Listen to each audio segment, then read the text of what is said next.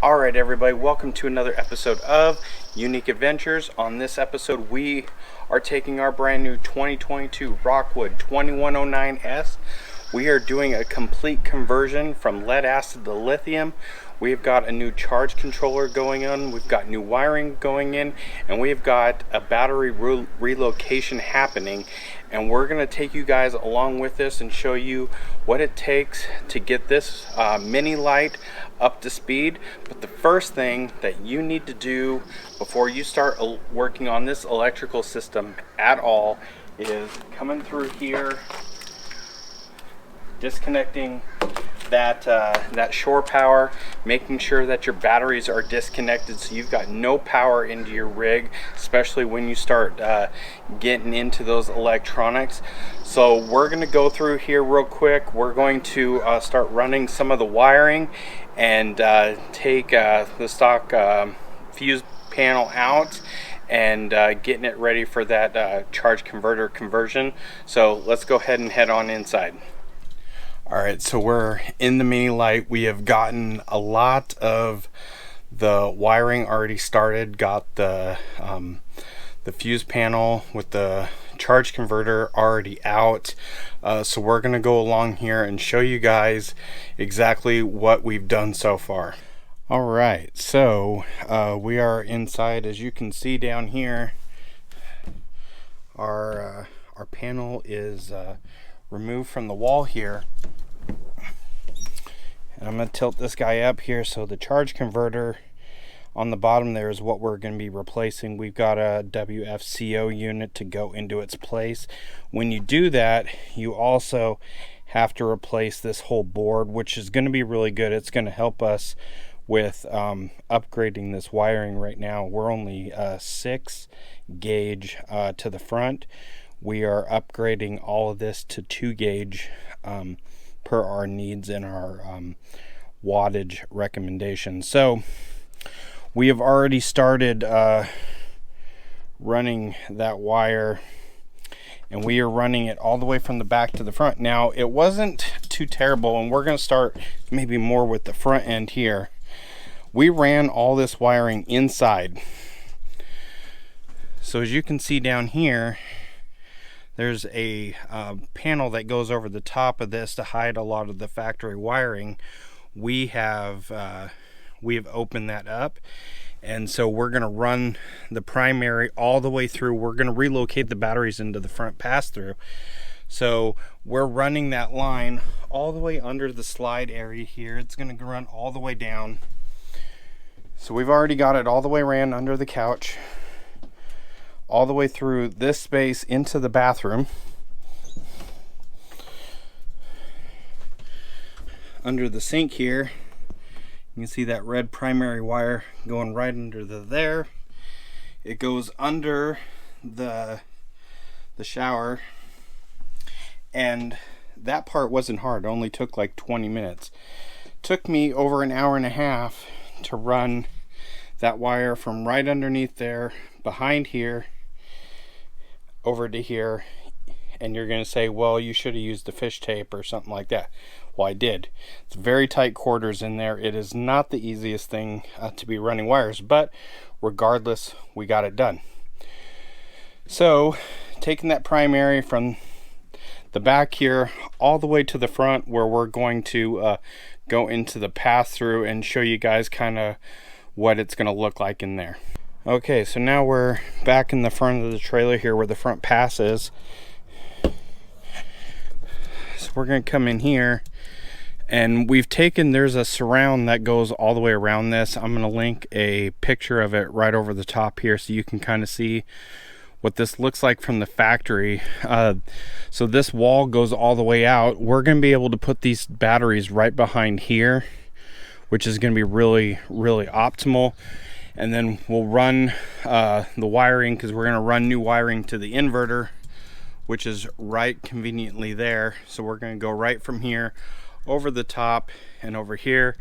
We have also started working on a new more sturdy wall to go into here, and on that wall we're going to have a smart shunt and a and the Lynx distributor there to run all of our solar and all of our wires to the front and from the back and to the inverter, which will make the process pretty sweet. We're going to dive a little bit more into making this and running the wiring.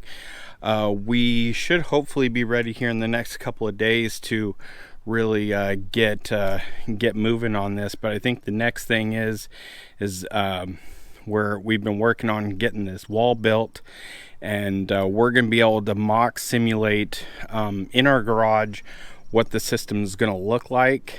So let's go ahead and take you to that point now, and then we'll be able to really start working on the wiring at that point. So all right, we're back in the garage here. Right behind us we got our setup, our mock setup already done. So let's go ahead and walk you through a little bit of what this is going to look like. Alright, so this is what the face is going to look like here. If you were looking at this, you'd be looking at through the pass-through. So all of our positive lines are going to dump into here. We're going to add one more switch in here for the master inside trailer cutoff.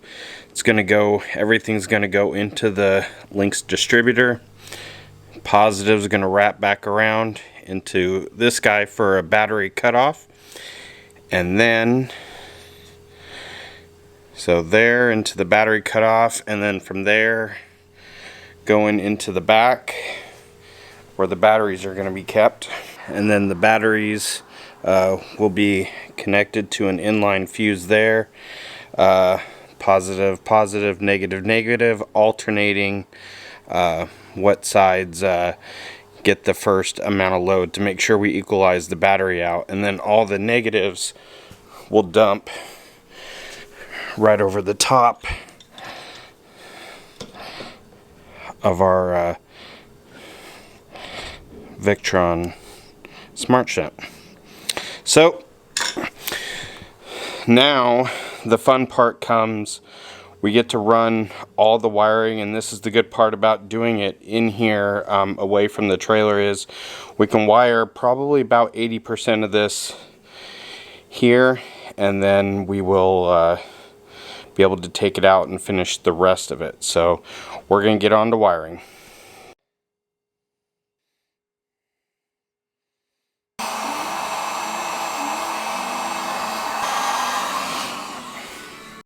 Alright, so we've got all that pass-through storage done now. It came out really phenomenal. We've only got a couple of components left to hook up. We got some max fuses and then just to hook up the last little bit of wires. But it was quite a chore getting all this done, and we're gonna go ahead and show you here kind of what we did. It may not be for everybody, but the reason why we did what we did was we wanted to keep the ability to go back to factory if we wanted to, and that was big for us, not having to rip a lot into the factory wiring, just reallocating some wires. And we did that specifically with the inverter wiring that goes up to the front. We kept that there, and then we took our positive and negatives and ran them back to the Lynx distribution. Our negative for the inverter is now our common ground for the whole system, so we didn't have to run a new wire for that. And then the positive inverter wire, we relocated that onto the distribution center, and it's now feeding the front of the trailer all of its power, tongue jack, solar, all that stuff is being back fed through that. We also then rewired the inverter. Since it's right next to it, we just ran new lines for that and brought it in, and then it made it really clean. And some people are like, why'd you do that? Well, I told you why we did that. I want to be able, if I had to pull the system right back out, go right back to all the factory wiring, and it'll make it nice and easy, and I don't have to rip the underbelly out. And that was big in this install that we're doing. We have not had to rip into the bottom and do anything like that. Everything's been able to be ran on the top, through the pass-through, no new holes, none of that. So we think it's going to be a pretty good setup, but let's show you kind of what we got. So our main ground is right here. This was the inverter ground that was on the batteries over here, and so we just relocated it down here, and now it goes to the main ground for the Lynx distribution. And then we took that positive cable off the inverter, which was also connected to the battery, just rerouted it to the kill switch in the front here, and now it runs all the solar and back feeds into the Lynx distributor. So made that real nice and simple. And as you can see, we've got all of our positive lines coming in. This bottom switch here is our kill for the inside of the trailer's 12-volt system. We did that specifically for the 12-volt fridge, so we can cut that inside, and I can still charge the batteries and off the solar and stuff without it hooked up. So that's what the bottom switch is for. The top switch, you can see up here, it is for the batteries kill. So it kills the Lynx, it kills everything before that. So we wanted to have that separation in there in case we still wanted the batteries on, but we didn't want any power to the coach. We could do that. So we still got our couple wires to hook up. This is the inverter wire that we're going to relocate for the front, and then the switch. We still have to put a couple of these max fuses in here, and then on the back side here we've also got our smart shunt and all of the negatives that we need to run our common ground, and then the ground for the new inverter. And everything is ran, and the batteries, as you can see right here, are located behind this. We actually, you know, really stiffen this up. It's gonna provide a real clean look once we get all the rest of the wiring in here. So we're gonna get that done here right now.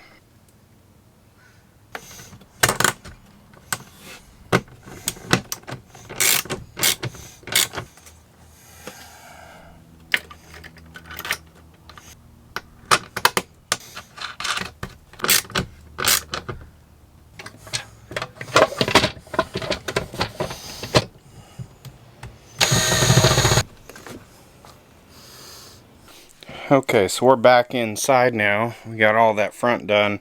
As you can see down here, we got that charge converter. That's the next piece to come out.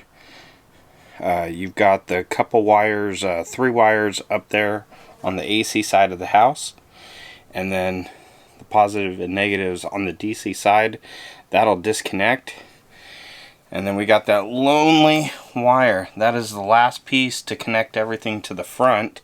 So what are we gonna put in there? We got this 8900 lithium option from WFCO, WFCO. It comes with that new charge converter. That's gonna give us those higher amp pushes and be set up for lithium to get it up all the way. And then it also comes with the circuit board, and as you can see, we're literally just going to go right through here, and we're going to replace each one of these one by one. We're going to take one off the other one, put it on here, and we'll just replace this whole 12-volt side of the panel, as you can see right there. The only difference is this guy has an on-off switch for lithium and will give us that lithium profile, and then our 2 gauge will actually accept right into the bottom of this, which is pretty sweet. So now I got a whole lot of wiring to do.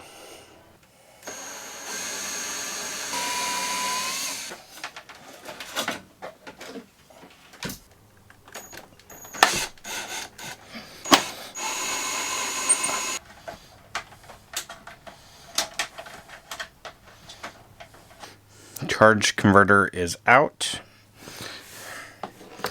You can see this wire here. This is the wire going back to the front of the coach, where the batteries were. That's the main battery lead.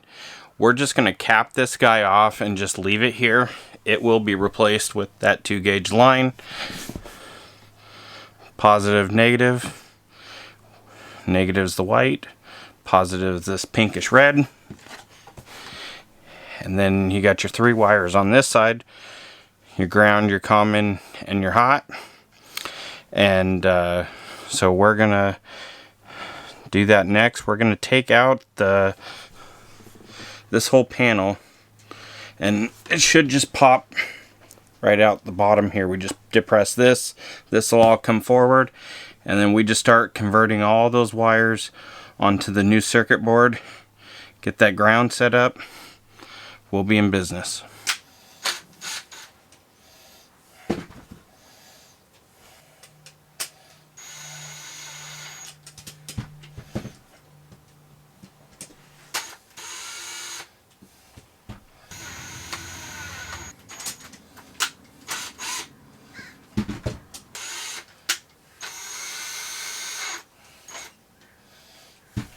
So we got the rest of that install done. We got the charge converter all put back in. We got the panel remounted back onto the wall. Everything is working the way it should. The Lynx distributor and the lithium, the SOK lithium in the front with the new smart shunt are all dialed in and working well together. We've already been out on a couple of trips already, and everything is working flawless so far. So we are really excited about how this turned out. I do have to say, with this Rockwood model, having the ease and ability to not have to make new holes and to kind of reroute the wires and to go through the trailer the way we could, especially on this side over here, where we could run the wires from the front pass through all the way to the back, really made it easy and convenient to get everything done. And also having the smart shunt and stuff in the front, being able to now monitor what our batteries are doing, makes it super easy, super convenient to actually know what our loads are and to get a feel for, you know, what our power usage is and what we need to do to kind of evolve our system as we go down the road. Now, the only thing I'm going to tell you that I am not a big fan of so far is this lithium charge converter that we got to actually charge the batteries. It is doing the job. It is doing it at a very, very, very low rate. And I personally would not recommend this unit. There are other ways to go about that. We did a little bit more research and also talked to some other Rockwood owners that have gotten new trailers coming up after we purchased ours, and there is now a WFCO panel replacement. I think it's called a PEC, that has lithium and everything already on board. My cousin's trailer actually has this unit actually installed into his trailer, so he is ready for lithium, and the numbers coming out of that panel far exceed what this charge converter that we just put in here. I think it's 7 to 10 amps is what we're getting out of this one, and the PEC, the new WFCO replacement, is getting 30-40 plus. So we will definitely be switching into that down the road. So I do want to make sure I put that out there now to you guys, is this model, and I'm going to list it here. I'm going to put a picture of it over here. Do not buy this model. As much as it pains me to say that you need to do a new panel, it's probably worth it in the end. The extra hassle with the wiring and stuff, and you know we're going to show you guys on how we're going to upgrade our whole panel to this now, just so that we can actually achieve the numbers that the lithium can actually, you know, take in. But other than that, everything else in the system is worked well. The 2-gauge wiring, the Lynx distribution, even though it was spendy, it was definitely worth the money to have that clean system, have that clean setup in there to be able to hook everything up to. Just made everything so simple. So drop us a comment below. Let us know if you have a 2109S and you're looking to put lithium into that, or if you're looking at putting in lithium in any one of your Rockwood trailers, we'd love to try and help you out and give you some tips and strategies that we've gone through now doing our second system install for lithium. We've done it now on this trailer. We also did it on our 2018 Jayco trailer as well, and both systems are still working flawlessly. So we feel really good about this. This is definitely an upgrade that needed to happen. Make sure you stay around for next week's video when we take our trailer out. We do that dry camping for you, and we're going to show you how it stacks up with that new 12-volt fridge, and if our 200 amp hour system can actually keep up with that monster.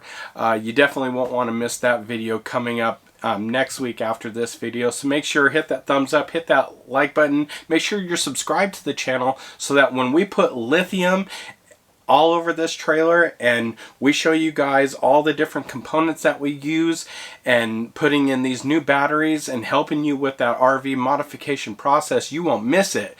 But until then, we'll see you guys in the next adventure.